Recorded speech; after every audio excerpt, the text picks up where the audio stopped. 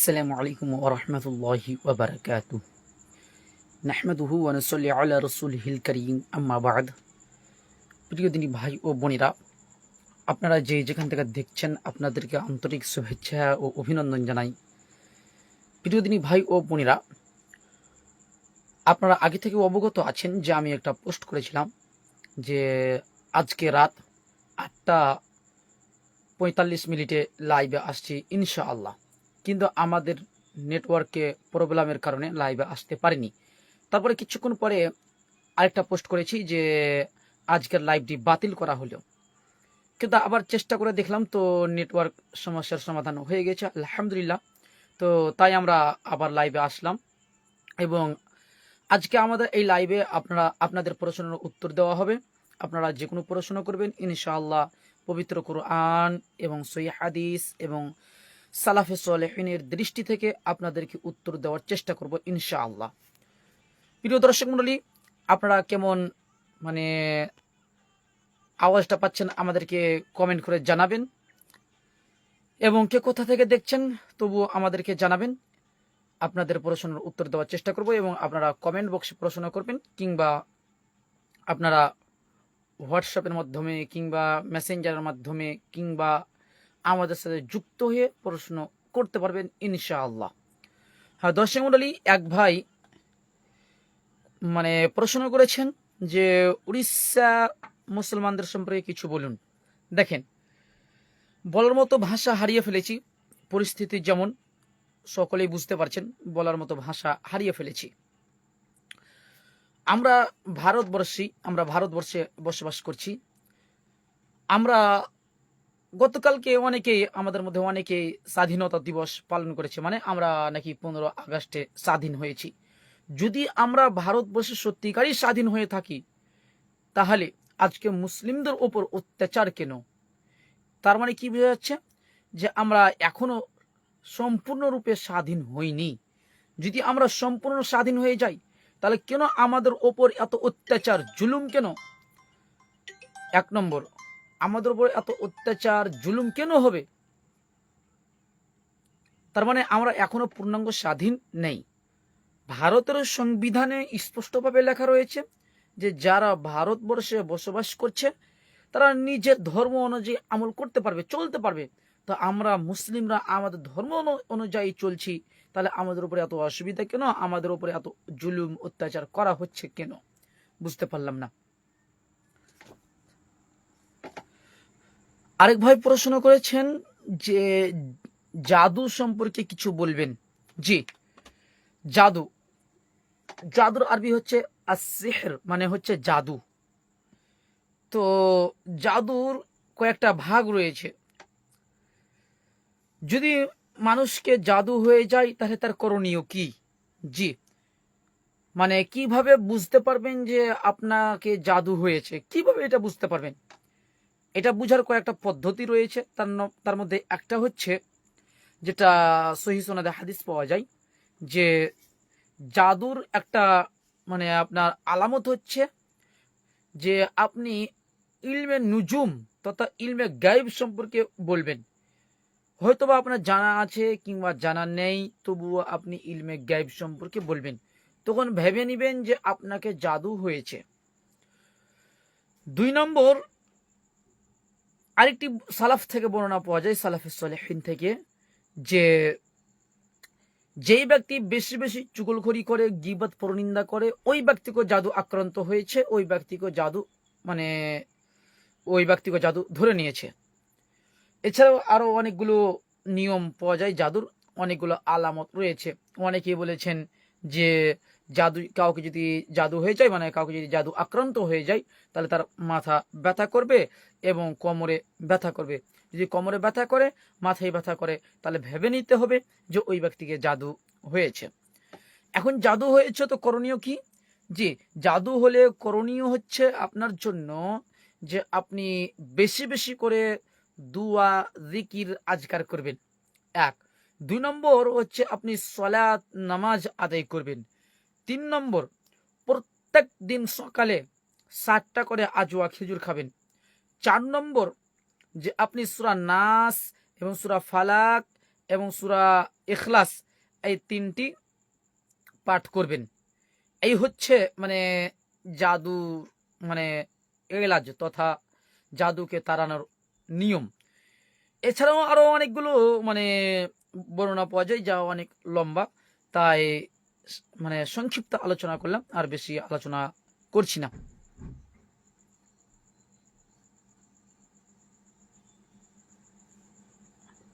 আচ্ছা, ফোন করছে এক ভাই। হ্যাঁ, এস কে রাকিবুল ইসলাম ভাই কমেন্ট করছেন যে কবরে মাটি দেওয়ার দোয়া জানাবেন প্লিজ। জি, কবরে মাটি দেওয়ার দোয়া হচ্ছে শুধুমাত্র বিসমিল্লাহ, যেমন বিসমিল্লাহি মিল্লাতু ওয়া আলা রাসূলিল্লাহ, এইটা। আর মাটি দেওয়ার সময় যে দোয়াটা পড়তে হয়, মিনহা খলাকনাকুম ওয়া মিনহা নুঈদুকুম ওয়া মিনহা নুখরিজুকুম তারাতান উখরা, এই দোয়াটি মুরসাল হওয়ার কারণে হাদিসটি জয়ীফ, দুর্বল, হাদিসটি গ্রহণযোগ্য নয়। এমনি ইসহাক ভাই কমেন্ট করছেন যে আসসালামু আলাইকুম ওয়া রাহমাতুল্লাহি ওয়া বারাকাতুহু, কেমন আছেন? জি, ওয়ালাইকুম সালাম ওয়া রাহমাতুল্লাহি ওয়া বারাকাতুহু, খুব ভালো আছি, আপনি কেমন আছেন? আচ্ছা, মাসিদুর রহমান ভাই কমেন্ট করছেন আসসালামু আলাইকুম ওয়া রাহমাতুল্লাহি ওয়া বারাকাতুহু, ভাইজান কেমন আছেন? জি, ওয়ালাইকুম আসসালাম ওয়া রাহমাতুল্লাহি ওয়া বারাকাতুহু, আলহামদুলিল্লাহ খুব ভালো আছি, আপনি কেমন আছেন? আচ্ছা, অনেকেই কমেন্ট করছে, অনেকের কমেন্টগুলো চলে যাচ্ছে, আপনাদের প্রশ্ন থাকলে আবারও করতে পারেন, ইনশাআল্লাহ উত্তর দেওয়া হবে।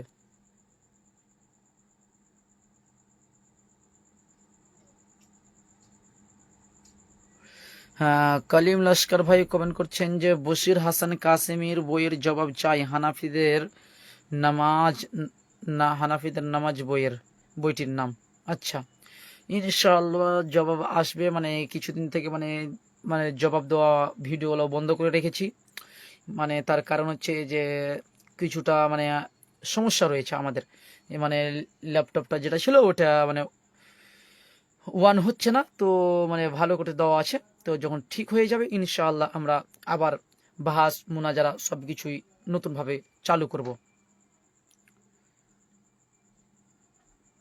আচ্ছা, শাহনওয়াজ শেখ ভাই কমেন্ট করছেন ভাই ইন্ডিয়া পুনে থেকে। আচ্ছা ভাই, জি শুক্রিয়া, জাযাকুমুল্লাহ খাইরান। আচ্ছা, মাসিদুর রহমান ভাই, জি তিনি কমেন্ট করেছেন যে আলহামদুলিল্লাহ আমিও ভালো আছি। আলী আহমেদ ভাই কমেন্ট করেছেন তোমাকে পীরের ভণ্ডামি বন্ধ করতেই হবে। জি ইনশাআল্লাহ পীরের ভণ্ডামি একদম বন্ধ করবই ইনশাআল্লাহ।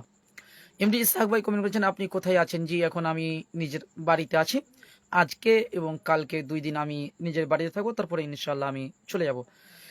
হালিম শেখ ভাই কমেন্ট করছেন যে আমাদের উড়িষ্যা হিন্দু ভাইদেরকে উদ্দেশ্য করে কিছু বলুন, কারণ যে আমাদের যারা সব বাংলার কাজে যায় ওদেরকে মারধর করা হচ্ছে বাংলাদেশি বলে। দেখেন, উড়িষ্যাতে যেসব মানে হিন্দু রয়েছে এরা হচ্ছে কঠোরপন্থী, যাকে আমাদের ভাষায় বলি RSS, একদম কঠোরপন্থী। এরা মানে না নিজেদের ধর্ম মানছে, না মানে অন্য ধর্ম মানছে, এরা আসলে কোনো ধর্ম মানছে না, এরা নিজেদের ব্যক্তিগতভাবে নিজেদের মন মতো চলছে। যদি তারা হিন্দু ভাইরা তাদের বেদ, তাদের গ্রন্থগুলো যদি তারা পড়ে, তাহলে তারা কখনোই মুসলিমদের ওপর আক্রমণ করতে পারে না। এবং তাদেরকে বাংলাদেশি বলে মানে মারধর করা হচ্ছে, তো আমি তাদেরকে বলবো যদি তারা বাংলাদেশি হয় তাহলে তারা ভিসা কোথায় পেল? এটা তাদেরকে মারার একটা চক্রান্ত ছাড়া আর কিছুই নয়, মানে মুসলমানদের প্রতি অত্যাচার জুলুম করা ছাড়া আর কিছুই নয়। যদি মুসলমানদেরকে এইভাবে মারা হয়, মানে আমাদের বিশেষ করে বাংলাভাষী মুসলমান উড়িষ্যার মধ্যে অনেক রয়েছে, অনেক, আর যদি সেখানে মানে মুসলমানদের প্রতি মানে জুলুম অত্যাচার করা হয়, তাহলে উড়িষ্যার তো অনেক হিন্দু আর মুসলিম পশ্চিমবঙ্গে বাংলাতে রয়েছে, তাহলে কি আমরাও তাদেরকে মারধর করব? জি না, এটা তো আমাদের ধর্ম শিখায় না। কিন্তু তারা মারছে কেন?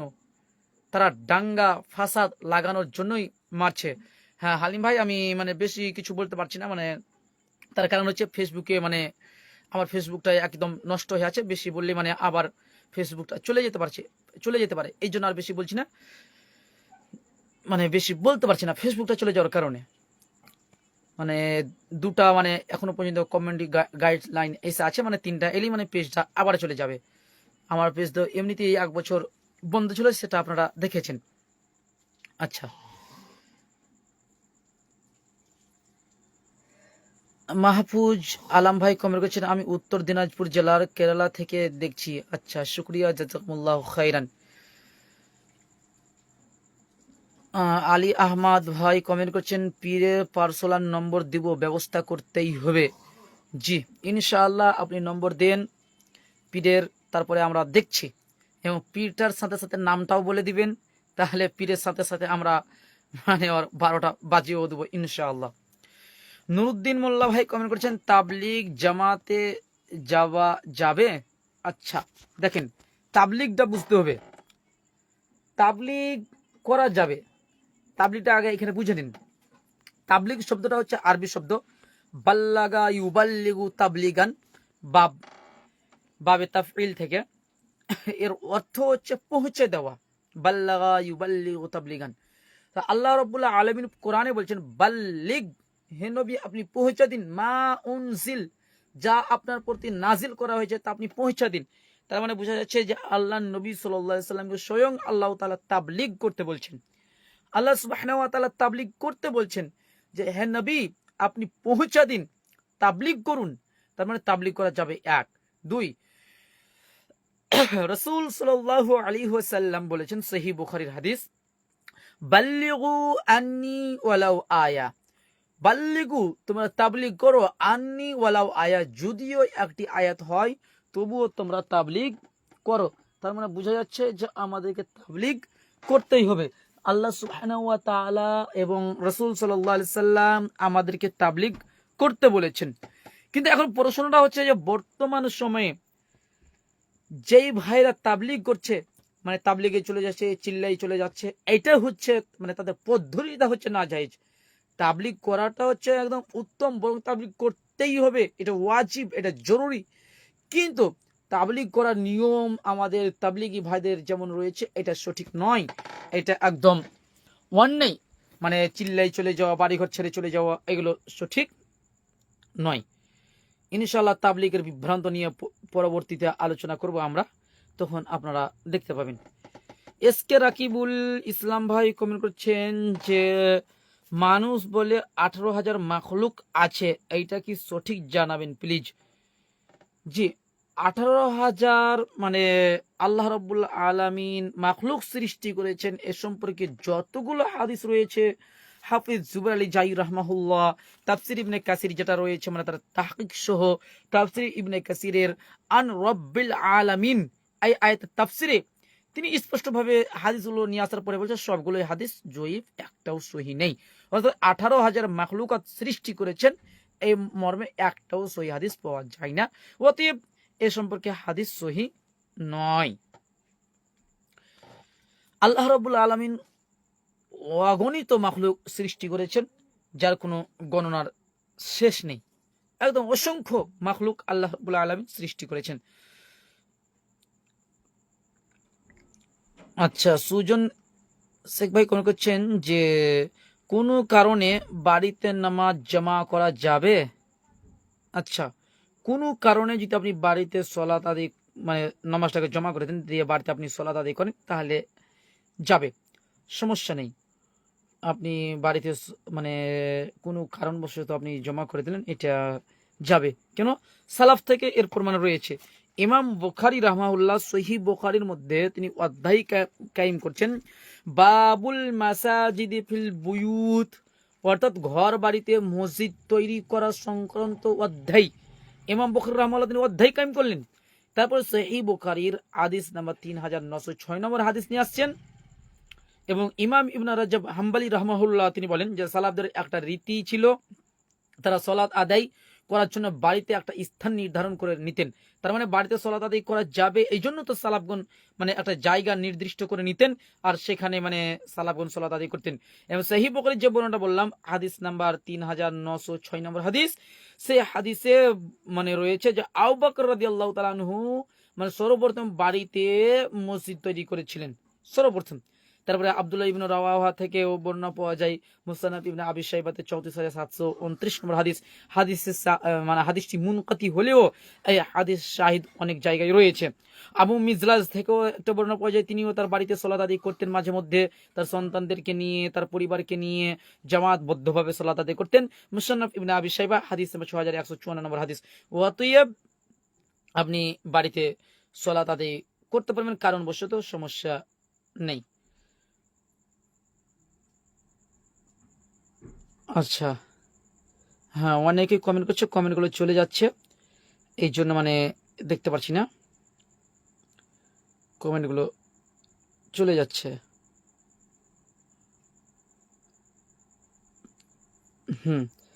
এক ভাই কমেন্ট করছেন যে, মাহফুজ আলম ভাই কমেন্ট করছেন, হিন্দুদের বাড়িতে অথবা তাদের প্লেটে কোনো কিছু খাওয়া যাবে কি, বলবেন দয়া করে। জি, হিন্দুদের বাড়িতে আপনি খেতে পারবেন, সমস্যা নেই, হিন্দুদের বাড়িতে আপনি খেতে পারবেন। তাদের প্লেট যদি অপবিত্র না হয়, মানে পাক পবিত্র হয়, তাহলে আপনি তাদের প্লেটেও খেতে পারবেন। দলিল আসুনানুল কুবরা লিল বাইহাকি 5 খণ্ড 335 পৃষ্ঠা, হাদিসের সানাদ হাসান। হাফিজ জুবাইর আলী তাই রহমাহুল্লাহ হাদিসের সানাদকে হাসান বলেছেন যে, আব্দুল্লাহ বিন মাসউদ রাদিয়াল্লাহু তাআলা আনহুকে একজন ব্যক্তি জিজ্ঞাসা করছেন যে, আমার প্রতিবেশীর মধ্যে একজন ব্যক্তি মানে হারাম ভাবে ইনকাম করছে, মানে তার খাদ্য হারাম, আমার মনে হচ্ছে সেই ব্যক্তির খাদ্য হচ্ছে খাবিস কিংবা হারাম, কিন্তু সেই ব্যক্তি আমাকে কখনো কখনো দাওয়াত দেয় খাওয়ার জন্য। যদি আমি দাওয়াত না খাই তাহলে আমার খুব কষ্ট হয়, তাহলে কি আমি তাদের বাড়িতে দাওয়াত খেতে পারবো, মানে হারাম মাল মানে তাদের বাড়িতে গিয়ে আমি খেতে পারবো? আব্দুল্লাহ বিন মাসউদ রাদিয়াল্লাহু তাআলা আনহুকে প্রশ্ন করলেন। তখন আব্দুল্লাহ বিন মাসউদ রাদিয়াল্লাহু তাআলা আনহু বলছেন, ইতাহু, তুমি ইতাহু, তুমি যাও, আও আজিবহু, এবং তুমি তাদের দাওয়াত গ্রহণ করো, ফা ইন্নামা ওয়াজিরু আলাইহি, তুমি তাদের দাওয়াত গ্রহণ করে নাও, এবং তার গুনাহ যেটা রয়েছে ওটা তার উপর হবে, তোমার উপর নয়। তার মানে কি বুঝতে পারলাম, যে ওখানে হারাম খাদ্য খাচ্ছে, মানে প্রতিবেশী ব্যক্তি হারাম মাল ইনকাম করছে, আর ওই ওই মালই দাওয়াত দিয়েছে, ওই মালই খাওয়াবে, ওই টাকা পয়সাই আপনাকে খাওয়াবে, ওই খাবারই আপনাকে খাওয়াবে। তারপরে আব্দুল্লাহ বিন মাসউদ রাদিয়াল্লাহু তাআলা বলছেন, যাও তুমি খেয়ে নাও, অসুবিধা হবে না, যাও খেয়ে নাও, গুনাহ তার হবে, তোমার হবে না। আচ্ছা, হালিম ভাই কমেন্ট করছেন যে, আমরা নামাজের মধ্যে যখন রুকুতে যাই তখন আমরা কোন জায়গায় তাকাবো? জি, যখন আপনি রুকুতে যাবেন তখন সেজদার জায়গায় তাকাবেন। এক কথায় পুরো নামাজে আপনাকে সেজদার দিকে তাকাতে হবে, ইল্লা, তবে যখন আপনি বৈঠকে বসবেন, আত্মাহিয়াত বৈঠকে বসবেন, তখন আপনি আঙুলের প্রতি লক্ষ্য করবেন, তখন আপনাকে আঙুলের দিকে দেখতে হবে। আচ্ছা, ধানিরুল শেখ ভাই কমেন্ট করছেন, আসসালামু আলাইকুম ভাইজান। ওয়ালাইকুম আসসালাম ওয়া রাহমাতুল্লাহি ওয়া বারাকাতুহু। শানওয়াজ শেখ ভাই কমেন্ট করছেন, দেওবন্দীদের আকীদা সম্পর্কে কিছু বলুন। দেখেন, দেওবন্দি বলেন, বেরলভী বলেন, এদের কারো আকীদা সঠিক নেই। দেওবন্দি বলেন কিংবা বেরলভী বলেন, কারো আকীদা সঠিক নেই। দেওবন্দি এবং বেরলভী উভয়ের আকীদা যে আল্লাহ সুবহানাহু ওয়া তাআলা আরশের উপর নেই। এক, ইমাম ইবনে খুজাইমা রাহমাহুল্লাহ তিনি সহিহ ইবনে খুজাইমাতে বাব কায়েম করছেন, যে ব্যক্তি বলবে যে আল্লাহ সুবহানাহু ওয়া তাআলা আরশে নেই, ওই ব্যক্তি কাফের। একটা মানে আকীদা তাদের বিভ্রান্ত চলে গেল। তারপরে আপনার দেওবন্দীদের আকীদা রয়েছে ওয়াহদাতুল উজুদ, এটা একটা শিরকি আকীদা। বেরেলভীদের আকীদা রয়েছে হুলুলি আকীদা, মানে আল্লাহ বান্দার মাঝে ঢুকে যায়, নাউযু বিল্লাহি মিন যালিক, এগুলো হচ্ছে শিরকি আকীদা। অসংখ্য রয়েছে, অসংখ্য এগুলো আকীদা রয়েছে।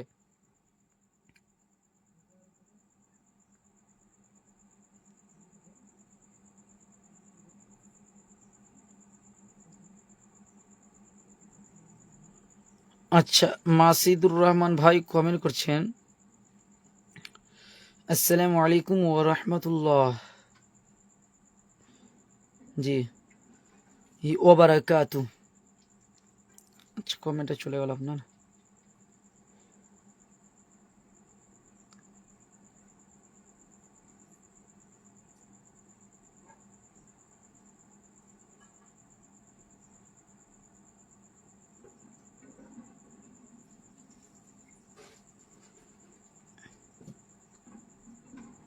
কমেন্টটা চলে গেল আপনার।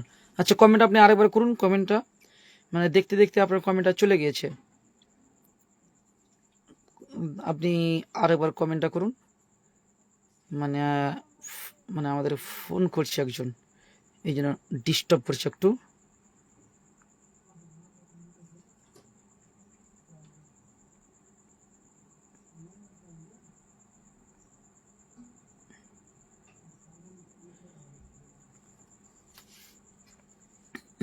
কমেন্ট আপনি আরেকবার করুন দয়া করে, আপনার কমেন্টের অপেক্ষায় আছি, আপনি আরেকবার করুন।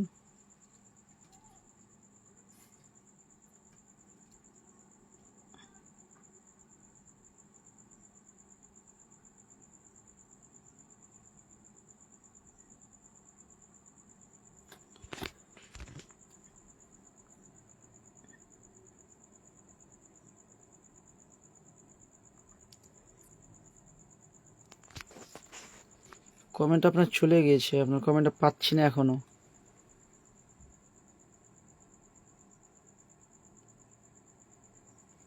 হুম, জি জি, আপনার কমেন্টটা পেয়েছি। আমি মসজিদে যখন সলাতের জন্য যাই তখন দেখি মসজিদের প্রথম কাতার অথবা দ্বিতীয় কাতার পূর্ণ হয়ে গিয়েছে, অন্য কোনো মুসাল্লি আসতে লেট করে, তখন কি আমি পিছনে একাকী কাতারে দাঁড়াতে পারি? জি, পিছনে যদি আপনি একাকী কাতারে দাঁড়িয়ে যান, তাহলে আর যদি পরবর্তীতে কোনো মানে মুসাল্লি না আসে, আপনি একাকী কাতারের পিছনে দাঁড়িয়ে সলাত আদায় করলেন, তাহলে ওই সলাতটা হবে না।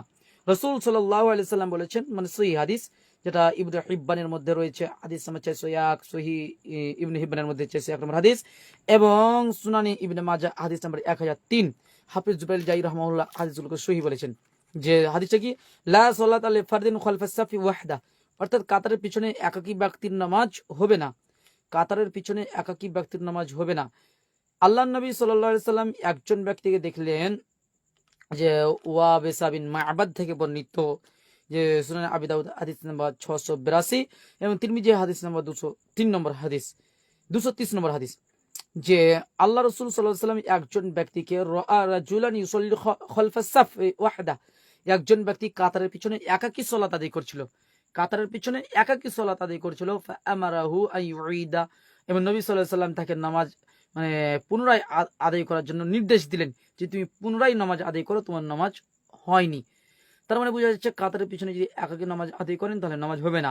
আলী বিন শাইবান থেকেও একটা বর্ণনা পাওয়া যায়, যেটা মুসনাদে আহমদের মধ্যে 16,406 নম্বর হাদিস রয়েছে, 4 খণ্ড 23 পৃষ্ঠা, এবং সহিহ ইবনে খুজাইমা হাদিস নম্বর 1574 নম্বর হাদিস, এবং সহিহ ইবনে হিব্বান হাদিস নম্বর 401 নম্বর হাদিস রয়েছে, যে ফাইন্নাহু লা সালাতা লিরাজুলিন ফারদা খালফাস সাফ, অর্থাৎ কোনো ব্যক্তির কাতারের পিছনে একাকী সালাত হবে না।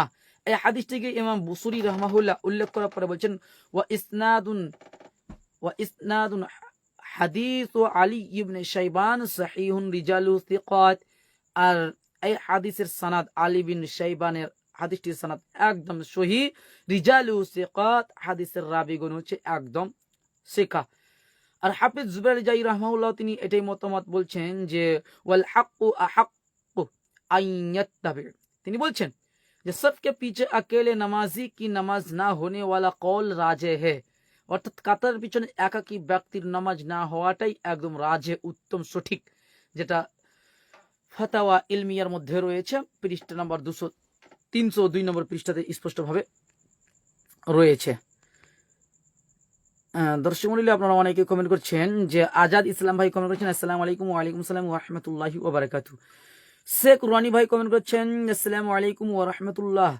সাধারণত আমরা হাত তুলে মুনাজাত করে থাকি এবং মুনাজাত শেষে হাতটা মুখে মাসাহ করি, এর সঠিক নিয়মটা জানাবেন।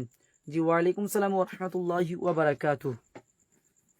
জি, বিষয়টা হচ্ছে যে আপনি সাধারণ দোয়া, অর্থাৎ ফরজ সালাতের সম্মিলিত মুনাজাত না হয়, আপনি অন্য সময় দোয়া করেছেন, হাত তুলে দোয়া করেছেন, তারপরে আপনি মুখে যদি মাসা করেন তাহলে এটা জায়েজ রয়েছে। আল আদাবুল মুফরাদ হাদিস নাম্বার 609 নম্বর হাদিস, আব্দুল্লাহ বিন জুবাইর থেকে হাদিস পাওয়া যায়, যে দোয়া করার পর মুখ মাসা করা যাবে, মুখ মাসা করাটাকে বিদাত বলা যাবে না। সুজন ভাই কমেন্ট করেছেন, দেওবন্দি আকিদা নিয়ে একটি বই লিখুন। জি, ইনশাআল্লাহ লিখবো, ইনশাআল্লাহ।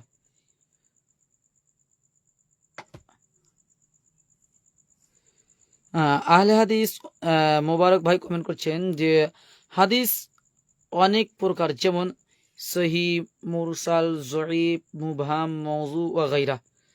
ওয়া গায়রাটাও লেখাও আপনার সঠিক হয়নি, ওখানে ভুল হয়ে গেছে। প্রশ্ন হলো আহলে হাদিসরা কোন প্রকার আহলে হাদিস? আপনার প্রশ্ন করাটাই হচ্ছে একদম বোকামি, 1 নম্বর। 2 নম্বর, দেখেন সহি হাদিস বলেন কিংবা মুরসাল হাদিস বলেন, জয়ীফ হাদিস বলেন, মুবহাম হাদিস বলেন, মওযু হাদিস বলেন, ওয়াগাইরা, যতই হাদিস এগুলো বলেন সব হাদিস হানাফিদের মধ্যে গ্রহণযোগ্য, মানে হানাফিদের কাছে মুরসাল হাদিসও গ্রহণযোগ্য, জয়ীফ হাদিসও গ্রহণযোগ্য, মুবহাম ও মওযুও তারা গ্রহণ করেছে। তার মানে তাদের মাযহাবটা হচ্ছে 1 নম্বর দুর্বল। 2 নম্বর, আহলে হাদিসরা কোন আহলে হাদিস? যে আহলে হাদিসরা একমাত্র সহি হাদিসের অনুসারী। যে প্রথমে যেটা আপনি বলেছেন সহি, এই হাদিসটারই আহলে হাদিসের অনুসারী, আলহামদুলিল্লাহ। তারপরে মুরসাল যেটা রয়েছে এগুলো একদম গ্রহণযোগ্য না, মানে এগুলোকে আমরা হাদিসই মানি না। মুরসাল এগুলোকে আমরা হাদিস মানি না, এগুলো গ্রহণযোগ্য নয়। অতএব সহিটা যেটা রয়েছে ওটাই আমাদের নিকটে গ্রহণযোগ্য, ওটাকেই আমরা মানি। আর সেটা দেওবন্দিরা দেখুক কিংবা বেরলবিরা দেখুক, তারা কোন হাদিস মানে।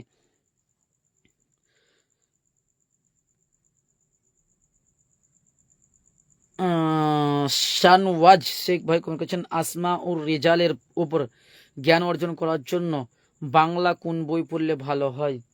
আচ্ছা, আসমাউল রেজালের জ্ঞান অর্জন করার জন্য বাংলা, সেগুলো বই তো আপাতত দেখতে পাচ্ছি না, তবে উর্দুর মধ্যে পাওয়া যায়, তবে ইবনে সাদ পাওয়া যায়, তাকরিবুত তাহজিব পাওয়া যায়, মিজানুল ইতিদাল বাংলা পাওয়া যায়, এগুলো বাংলা পাওয়া যায়। কিন্তু মানে সরি, এগুলো উর্দুতে পাওয়া যায়, কিন্তু বাংলাতে মানে সেরকম পাওয়া যায় না, সেরকম মানে জানা নেই আমার। মানে বাংলা একটু আমার কাছে কমই বই রয়েছে, বাংলা সম্পর্কে কমই বলতে পারছি।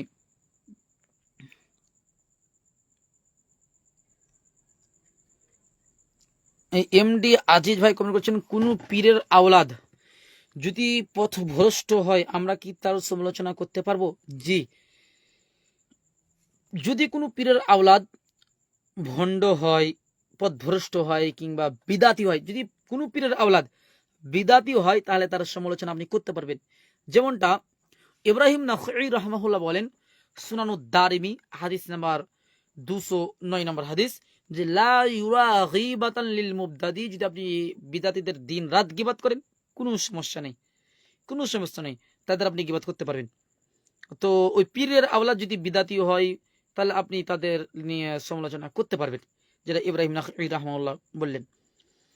হ্যাঁ, নুরুদ্দিন মোল্লা ভাই কমেছেন তাবলিগ জামাত সম্পর্কে একটা ভিডিও বানাবেন। জি ইনশাআল্লাহ বানাবো, ইনশাআল্লাহ। হ্যাঁ, দর্শক মন্ডলী অনেকে কমেন্ট করছেন, অনেকের কমেন্টগুলো মানে চলে গিয়েছে, দেখতে পাচ্ছি না। তো যাই হোক, তো আজকের মতো আমরা লাইভটি এখানেই বন্ধ করছি। মানে রাত অনেক হয়ে গেছে, মোটামুটি রাত 10টা হয়ে গেছে।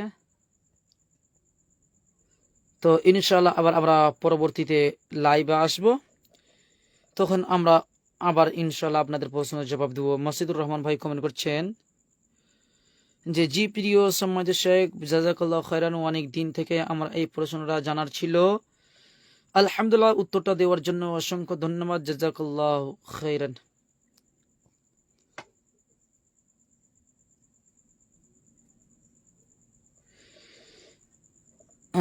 দর্শক মন্ডলী আজকের মতো আমরা লাইভটা এখানে বন্ধ করছি। অনেকে কমেন্ট করছেন, হালিম ভাই কমেন্ট করছেন আমার কিছুদিন থেকে আমার ঈমান অনেক দুর্বল হয়ে গিয়েছে, আমাকে এমন কিছু আমল বলে দিন যাতে আমার আবার যেন চলে আসে। জি, মানে ঈমান যদি দুর্বল হয়ে যায় তাহলে প্রথম কথা হচ্ছে যে আপনি গুনাহের কাজগুলোকে ছেড়ে দিবেন। 2 নম্বর, যে আল্লাহ সুবহানাহু ওয়া তাআলা পবিত্র কোরআন সূরা আনফাল আয়াত নম্বর 2 এর মধ্যে বলছেন, ইন্নামাল মুমিনুনা আল্লাযীনা ইযা যুকিরাল্লাহু ওয়াজিলাত কুলুবুহুম, মুমিন তো তারাই, ঈমানদার তো তারাই, আল্লাযীনা ইযা যুকিরাল্লাহু ওয়াজিলাত কুলুবুহুম, যখন তাদের সামনে আল্লাহ সুবহানাহু ওয়া তাআলার জিকির উল্লেখ করা হবে, ওয়াজিলাত কুলুবুহুম, তখন তাদের অন্তর একদম কেঁপে উঠবে। ওয়াইদা তুলিয়াত আলাইহিম আয়াতুহু যাদাতুহুম ঈমানান, তখন তাদের ঈমান বৃদ্ধি হয়ে যাবে। ওয়া আলা রাব্বিহিম ইয়াতাওয়াক্কালুন, তারা আল্লাহ সুবহানাহু ওয়া তাআলার প্রতি ভরসা করবে। তো এক, আপনি বেশি বেশি দোয়া জিকির আজকার শুনুন এবং পাঠ করতে থাকুন। 2, আপনি মানে আল্লাহর উপরে ভরসা করুন, ইনশাআল্লাহ আপনার ইমান আবার চলে আসবে এবং গুনাহের কাজ ছেড়ে দেন, ইনশাআল্লাহ আপনি আবার মানে সঠিক পথে চলে আসবেন। ইনশাআল্লাহ আপনার ইমান আবার চলে আসবে। তো দর্শক মণ্ডলী অনেকে কমেন্ট করছে, আমরা আর মানে জবাবগুলো দিচ্ছি না, যেহেতু রাত অনেক হয়ে গেছে, রাত 10টা 4 হয়ে গেছে। আমরা ইনশাআল্লাহ কালকে আবার লাইভে আসবো এবং আপনারা যে কোনো বিষয়ে প্রশ্ন করবেন, ইনশাআল্লাহ উত্তর দেওয়া হবে। আজকের মতো আমরা এখানে লাইভটি বন্ধ করছি। আসসালামু আলাইকুম ওয়া রাহমাতুল্লাহি ওয়া বারাকাতুহু।